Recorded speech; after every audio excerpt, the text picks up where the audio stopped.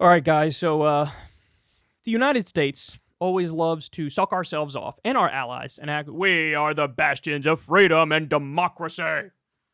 And all the time, we violate that, right? We pretend like we have this adherence to these high-minded values, and then we flip on a dime when it's convenient for us, right? So now we see the exact same thing happening with our client state, Israel. Mediaite says Netanyahu's government votes to shut down Al-JAZEERA in Israel, calling media outlet incitement channel. So there you go. The whole idea of free speech, the whole idea of a free media, completely and utterly out the window when they view it as inconvenient. So this is an authoritarian crackdown, the likes of which, to be fair, we've seen this both in Putin's Russia and we've seen this in Ukraine because there's a war going on there. Now we see it here.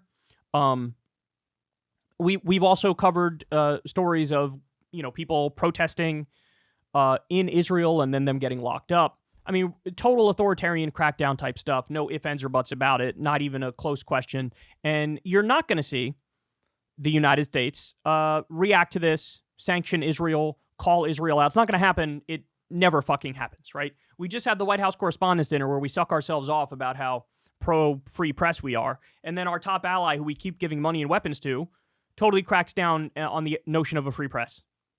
Now, why now?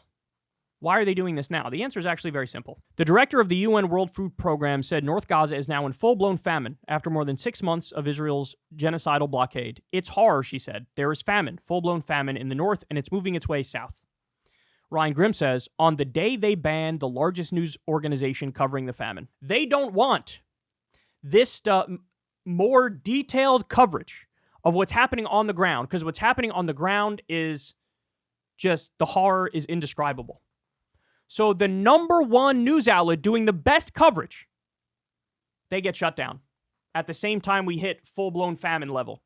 Okay. But that's not all. Israel shut down Al-JAZEERA hours before it now seems to be commencing steps to invade Rafah, where some 1.4 million Palestinians displaced by Israel's war are now taking refuge. So in other words, immediately after they shut it down, they're like, okay, now let's do our ground invasion of Rafah. They've been doing bombing missions in Rafah every now and then, killing 12 people here, 20 people here, 22 people there. But they've yet to do the full ground invasion. Now it looks like they are planning for the full ground invasion.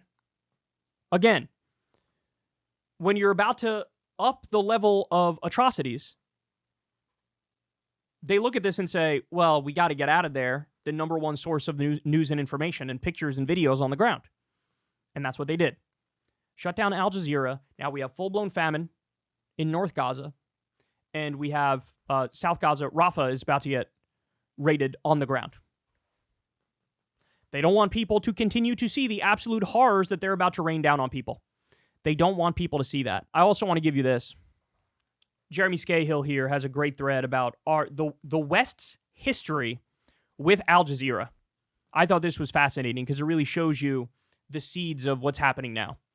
Regarding Israel shutting down Al-JAZEERA, some history on U.S. attacks on Al-JAZEERA. The U.S. bombed its offices in Afghanistan in 2001, and Sami al-Hajj, an Al-JAZEERA cameraman who was kidnapped and sent to Guantanamo prison for 6 years. In 2003, the New York Stock Exchange banned Al-JAZEERA. The U.S. shelled the Basra, Iraq hotel where Al-JAZEERA journalists were the only guests, and in April 2003, the U.S. killed its Iraq correspondent, Tariq Ayoub.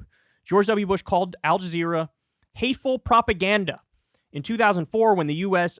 laid siege to Fallujah, it demanded Al-JAZEERA leave as a condition for a ceasefire. Department of Defense spokesman said, the stations that are showing Americans intentionally killing women and children are not legitimate news sources. This is propaganda, and that is lies. Donald Rumsfeld was furious that Al-JAZEERA was broadcasting U.S. war crimes in Fallujah and attacked the network, saying its reporting was vicious, inaccurate, and inexcusable. It's disgraceful what the station is doing. So in other words, we have a history. When they expose our war crimes, bomb them, get them out of there, right? And now Israel's doing the same thing. They're just, raising it another level because they're in the midst of an ethnic cleansing and a genocide. And they're saying, right before we do our worst atrocities, you're banned.